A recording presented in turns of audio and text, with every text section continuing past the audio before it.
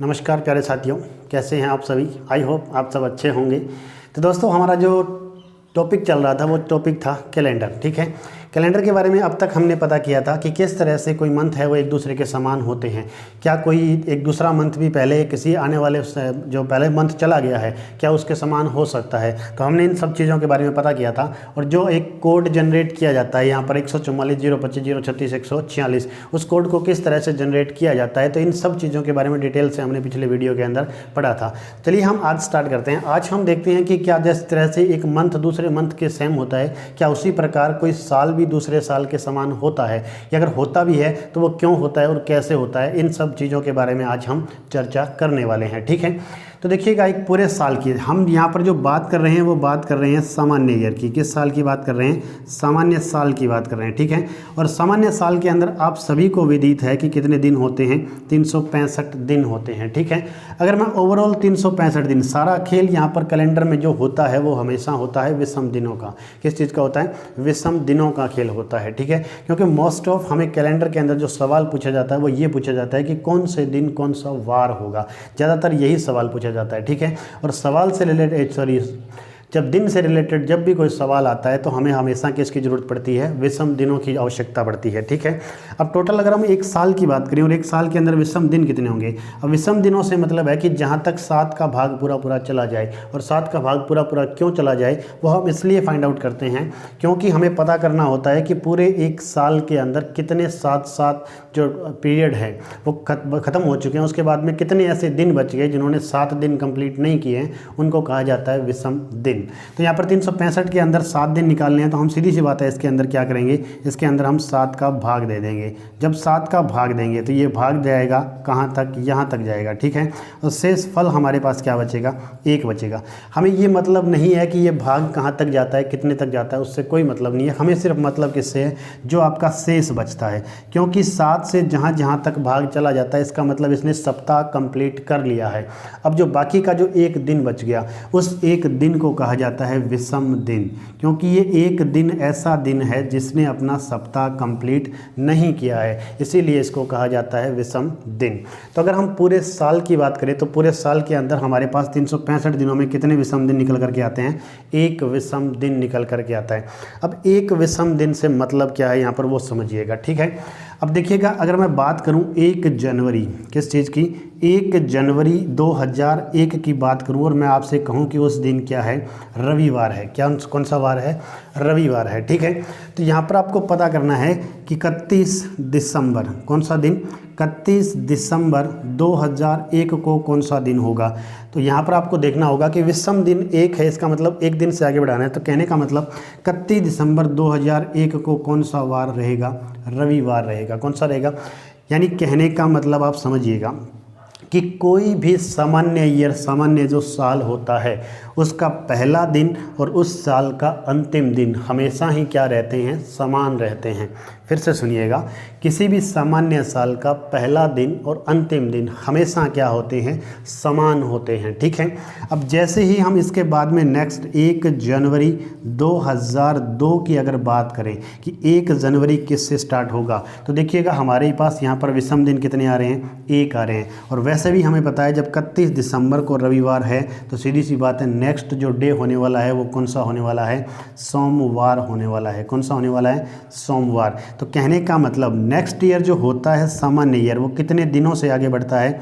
हमेशा ही वो 1 दिन से आगे बढ़ता है। अब यहाँ पर भी साफ साफ दिख रहा है, देखिएगा ये 1 जनवरी की बात हो रही है, यहाँ पर सोमवार लिखा हुआ है। 1 जनवरी को कौन सा वार है?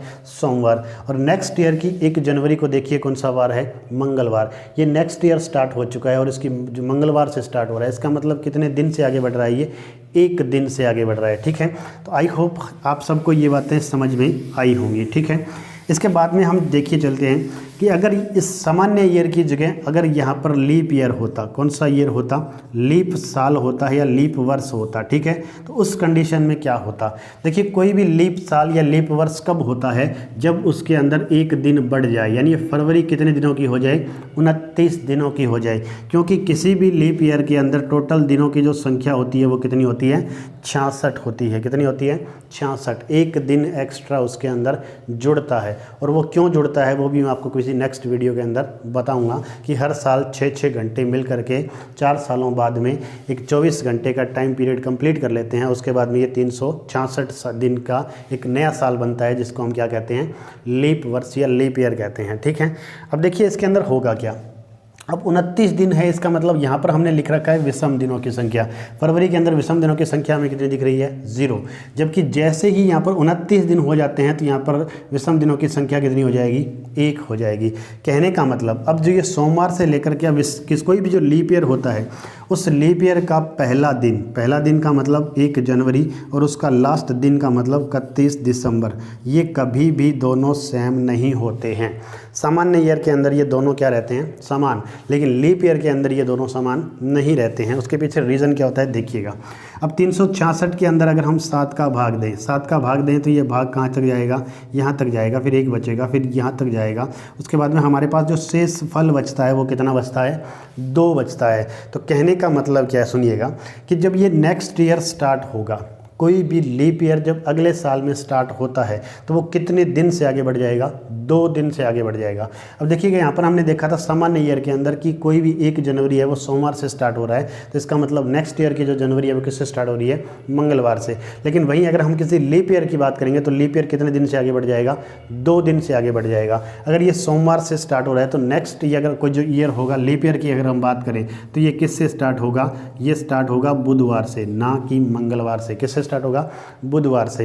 यानी कितने दिन से आगे बढ़ जाता है, 2 दिन से ये आगे बढ़ जाता है। ठीक है, तो अब हम देखते हैं कि कितने साल बाद है वो साल भी रिपीट होते हैं या नहीं होते हैं।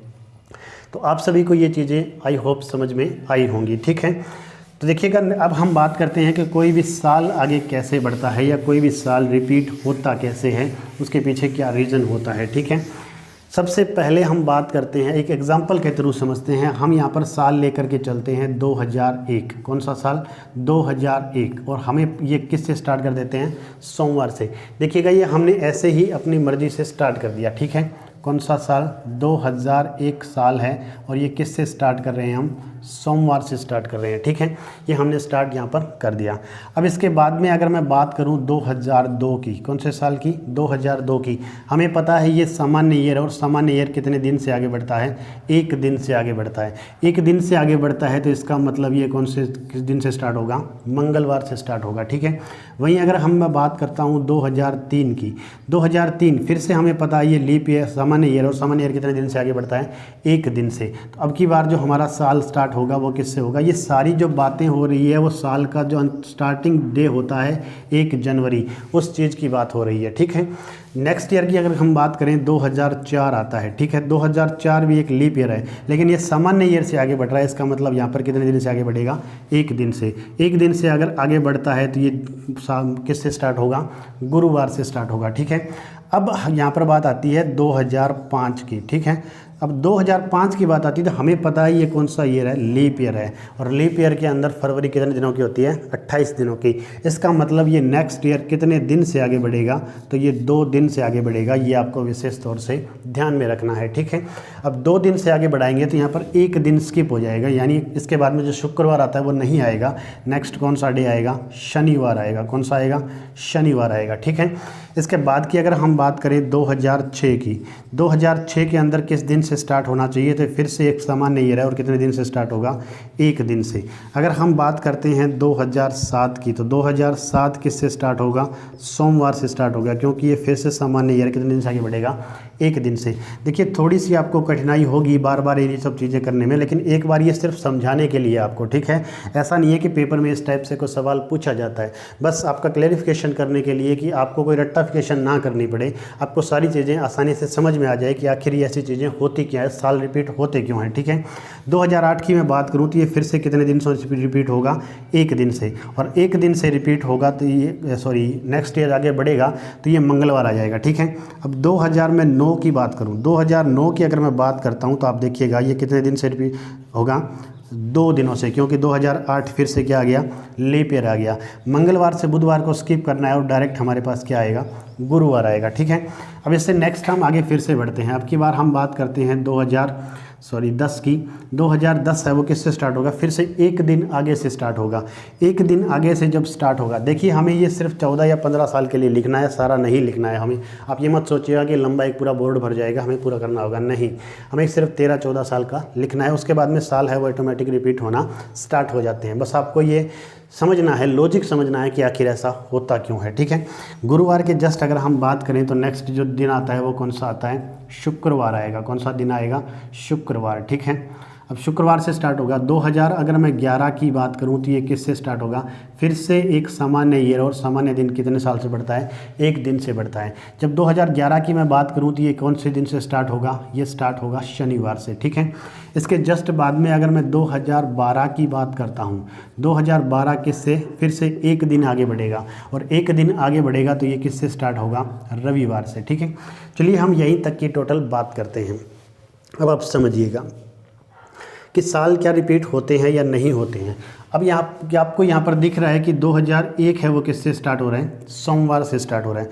फिर आप देखोगे कि 2007 है वो किससे स्टार्ट हो रहा है, सोमवार से स्टार्ट हो रहा है। अब देखिए 1 जनवरी को अगर सोमवार है, इसकी 1 जनवरी को सोमवार है, तो क्या इसकी 15 जनवरी को एक सेमवार नहीं होगा? क्या इसकी 15 मार्च और इसकी 15 मार्च को सेमवार नहीं होगा? क्या इसकी 15 दिसंबर और इसकी 15 दिसंबर को सेमवार नहीं होगा? इसका मतलब अगर इन दोनों में वार सेम चलेंगे तो क्या ये दोनों साल एक दूसरे के समान नहीं रहेंगे? बिल्कुल एज इट इज समान रहेंगे। तो कहने का मतलब क्या है कि 2001 का जो साल है वो रिपीट कब हो रहा है, 2007 के अंदर रिपीट हो रहा है, ये आपको दिख रहा है, ठीक है। इसके बाद अगर हम बात करें मंगलवार की, मंगलवार कहाँ पर रिपीट हो रहा है, कहीं आपको मंगलवार दिख रहा है? बिल्कुल मंगलवार हमें यहाँ दिख रहा है। ये कौन सा साल है, सामान्य ईयर। ये कौन सा साल है, सामान्य ईयर नहीं है। ये कौन सा साल है, लीप ईयर है।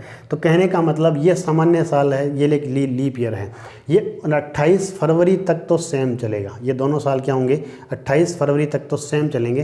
लेकिन इसके बाद में इसमें डायरेक्ट 1 मार्च आ जाएगा और इसमें क्या आएगा, इसमें 29 फरवरी आ जाएगा। इसका मतलब ये दोनों साल एक दूसरे के समान तो नहीं हो सकते। हाँ, जनवरी और फरवरी तक ये दोनों साल एक दूसरे के समान चलेंगे, लेकिन फरवरी की जैसे ही 29 फरवरी आएगी ये साल क्या हो जाएंगे, चेंज हो जाएंगे, ठीक है। तो ये साल इसके सेम जैसा नहीं रहेगा। अगर मैं इसको थोड़ा आगे और बढ़ाता हूँ, फिर से देखिएगा, अगर मैं 2013 की बात करता हूँ, कौन से साल की, 2013, ये लीप ईयर है। लीप ईयर कितने दिन से आगे बढ़ता है, 2 दिन से। 2 दिन से जब हम आगे बढ़ाएंगे तो यहाँ पर हमारे पास डायरेक्ट कौन सा दिन आएगा, मंगलवार। अब आप देखिएगा ये 2002 है और ये 2013 है। इसका मतलब 2002 है वो रिपीट कब हो रहा है, 2013 के अंदर रिपीट हो रहा है, ठीक है। यानी ये साल और ये साल, दोनों साल एक दूसरे के क्या रहेंगे, एज इट इज समान रहेंगे, ठीक है। फिर हम बात करते हैं 2003 की। अब देखिए इसके जो बुधवार से स्टार्ट हो, क्या कहीं भी आगे हमारे पास बुधवार आ रहा है, नहीं आ रहा है। अगर हम नेक्स्ट थोड़ा आगे और बढ़ें और अगर हम बात करते हैं 2014 की, तो ये कितने दिन से आगे बढ़ेगा, 1 दिन से आगे बढ़ेगा। और 1 दिन से आगे बढ़ेगा तो यहाँ पर दिन कौन सा आएगा, बुधवार आएगा। अब देखिएगा 2003, अगर मैं कौन से साल की बात करूँ, 2003 की बात करता हूँ, तो ये 2003 है वो कब रिपीट हो रहा है, 2014 के अंदर रिपीट हो रहा है। कब हो रहा है, 2014 के अंदर रिपीट हो रहा है, ठीक है। अब देखिए ये साल की मैं बात करूं तो ये साल कितने साल बाद रिपीट हो रहा है, 6 साल बाद, ठीक है। 2002 और 2003 इन दोनों की अगर मैं बात करता हूं तो ये दोनों साल कितने साल बाद रिपीट हो रहे हैं, 11 साल बाद रिपीट हो रहे हैं, ठीक है। अब चलिए हम आगे बढ़ते हैं। अब हम बात करते हैं किसी लीप ईयर की। अब देखिए यहाँ पर गुरुवार से स्टार्ट हो रहा है ये, और ये कौन सा वार है, लीप ईयर है, ठीक है। अब गुरुवार से आगे कोई साल तो स्टार्ट हो रहा है, 2009 स्टार्ट हो रहा है, लेकिन 2009 सामान्य है और ये कौन सा साल है, लीप ईयर है। यहाँ पर 29 फरवरी होगी, लेकिन यहाँ पर 29 फरवरी नहीं होगी। इसका मतलब ये दोनों साल एक दूसरे के समान नहीं रहेंगे। आप इस तरह से आगे बढ़ते जाइएगा तो ये साल कभी भी आपको रिपीट होता हुआ नहीं दिखेगा। दिखेगा कब, ये साल आपको डायरेक्ट 2004 है। कौन सा साल, 2004 जो साल है, ये साल रिपीट कब होता है, तो ये साल रिपीट होता है 2032 के अंदर। कब रिपीट होगा, 2032 के अंदर जाकर के ये साल रिपीट होगा, क्योंकि 2004 भी लीप ईयर है और 2032 भी कौन सा ईयर है, लीप ईयर है। तो ये साल क्या रहेंगे, सेम रहेंगे। तो इसका मतलब ये साल कब रिपीट होता है, 28 साल बाद रिपीट होता है। कब होता है, 28 सालों के बाद में रिपीट होता है, ठीक है। अब देखिए यहाँ से हमें चीज़ें समझ में क्या आई। देखिए पहला साल हमने लिया था 2001, कौन सा साल? 2001। अब ये जो साल आपको दिख रहा है इसकी जो लास्ट डिजिट दिख रही है 2 डिजिट, उन 2 डिजिट के अंदर आपको किसका भाग देना है? 4 का भाग देना है। जब आप 4 का भाग देते हैं तो आप देखिएगा यहाँ पर आपके पास शेष फल क्या बचेगा? जब 4 से भाग दोगे तो आपके पास शेष फल बचेगा 1। वहीं अगर आप 2003 के अंदर फिर से 4 का भाग देते हैं लास्ट की 2 डिजिट के अंदर, तो बताइए आपके पास शेष फल कितना बचेगा? 3 बचेगा। वहीं अगर आप 2002 के अंदर भाग देते हैं इस 2 डिजिट के अंदर किसका? 4 का, तो बताइए आपके पास कितना शेष फल बचेगा? 2 बचेगा। तो यहाँ पर लॉजिक आपको समझ में क्या आ रहा है सुनिएगा। जब आप 2004 में भाग देते हैं तो आपके पास क्या शेष फल बचता है? आपके पास बचता है 0। क्या बचता है? 0। ठीक है, अब यहाँ पर लॉजिक समझिएगा कि आखिर होता क्या है या हमें याद रखने के लिए किस तरह से देखिएगा। आई होप आप सबको ये चीज़ें समझ में आई होंगी। ठीक है, अब आपको ध्यान में क्या रखना है? सिर्फ आपको इतना ध्यान में रखना है कि जहाँ पर भी आपका शेष फल ये बचता है उसके बाद में आप सीधा डायरेक्ट निकाल सकते हैं। जहाँ पर आपका शेष फल 1 बचे, साल कितने साल बाद रिपीट होगा? 6 साल बाद। 2 या 3 बचे, साल कितने साल बाद रिपीट होगा? 11 साल बाद। और जब 0 बचे तब कितने साल बाद? 28 साल बाद। यानी हर एक लीप ईयर जो होता है वो हमेशा ही रिपीट कब होता है? 28 सालों के बाद में रिपीट होता है। ठीक है, आई होप आपको ये चीज़ें समझ में आई होंगी। ठीक है, अब देखिए यहाँ पर क्वेश्चन किस तरीके से पूछ लिया जाता है। देखिए सिंपल मैं आपसे एक क्वेश्चन पूछता हूँ, देखिएगा और आप बताइएगा उसका आंसर क्या आना चाहिए। आपसे कहा जाता है कि कोई भी एक, जैसे मान लीजिए कि हीना नाम की लड़की है। कौन सी लड़की है? हीना नाम की। उस हीना नाम की लड़की का जन्मदिन है, वो जन्मदिन है 15 मार्च 2016। कब है? 15 मार्च 2016। और इस दिन वार कौन सा है? इस दिन अगर हम वार की बात करें तो इस दिन मान लेते हैं हम मंगलवार है। कौन सा वार है? मंगलवार।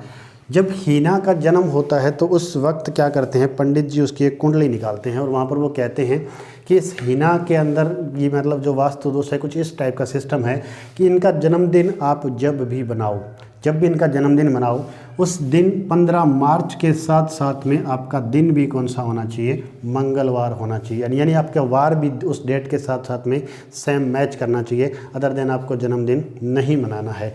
तो बताइए हीना का जन्मदिन अब उसके कितने साल की जब हीना हो जाएगी तब उसका जन्मदिन मनाया जाएगा। ठीक है, इस तरह से सवाल आपसे पूछ लिया जाए। अब आपको पता है 2017 के अंदर 15 मार्च तो आ जाएगी, लेकिन 2017 एक सामान्य ईयर है जबकि 2016 एक लीप ईयर है। तो ये दोनों मार्च के अंदर सेम तो नहीं हो सकते। जब सेम नहीं हो सकते तो यानी मंगलवार तो नहीं आएगा। नहीं आएगा तो हीना अपना जन्मदिन नहीं मनाएगी। 2018 की बात करें तो भी नहीं। तो हमें सिंपली करना क्या है? हमें पता है 2016 और इस 16 की लास्ट डिजिट क्या है? इसके अंदर हमें किसका भाग देना है? 4 का। 4 का जब भाग देते हैं तो हमारे पास शेष फल कितना बचता है? 0। और 0 से हमें पता है कि ये साल कितने साल बाद रिपीट होगा? 18 साल बाद, 28 साल बाद। इसका मतलब हमें करना क्या है? इस 16 के अंदर क्या जोड़ देना है? 28 जोड़ देना है। जैसे आप 16 के अंदर 28 जोड़ते हैं तो आपके पास आंसर आता है 44। इसका मतलब हीना अपना जन्मदिन पहला कब मनाएगी? 2044 को मनाएगी। उससे पहले हीना अपना जन्मदिन नहीं मना सकती। ठीक है, तो इस तरह से सवाल आपके अंदर इसमें पूछे जाते हैं, या कोई भी साल या कोई भी दिन दे दिया जाएगा कि वो रिपीट कब होगा, तो इस तरह से आप निकाल सकते हो। बस आपको सिंपली याद रखना है कि जहाँ पर शेषफल 1 आए वहाँ पर 6 साल आगे बढ़ा देना है, जहाँ पर 2 और 3 आए वहाँ पर आपको कितने साल आगे बढ़ा देना है? 11 साल। और जहीं पर आपका 0 आ जाए वहीं आप 28 साल बाद उसको क्या कर देंगे? आगे बढ़ा देंगे। ठीक है, इसी तरह से मैं अगर बात करूं कि हमारा इंडिया का जो पहला वर्ल्ड कप जीता था इंडिया ने, तो उस वक्त जो डेट थी, कहा जाता है कि दूसरा वर्ल्ड कप जब फिर से इंडिया ने जीता था तो उस वक्त कहा, ये समाचार न्यूज़ हर चीज़ के अंदर ये न्यूज़ आई थी कि इस साल ये साल भी रिपीट हुआ है। इसका मतलब भारत ने वर्ल्ड कप जीता है। तो ये नहीं है कि साल रिपीट यानी वो साल सेम नहीं था, उसका मतलब है कि वो साल रिपीट हुआ था वापस। तो कैलेंडर की अगर मैं बात करूँ, आप अपने घर में सिर्फ 11 साल का कैलेंडर ला करके रख सकते हैं। ठीक है, 11 साल का कैलेंडर अगर आपके घर में है तो उसके बाद में कभी भी ज़िंदगी हज़ारों लाखों सालों तक आपको कैलेंडर लाने की आवश्यकता नहीं पड़ेगी, क्योंकि वही कैलेंडर बार बार क्या होता रहता है? रिपीट होता रहता है। अगर आपके घर में 11 सालों के कैलेंडर रख लीजिए आप, उसके बाद में वही कैलेंडर आप फिर से यूज कर सकते हैं, क्योंकि वही साल फिर से दोबारा क्या होते हैं? रिपीट होते हैं। तो आई होप आपको ये चीज़ें समझ में आई होंगी। आज के लिए इतना ही। Thank you very much. जय हिंद, जय भारत।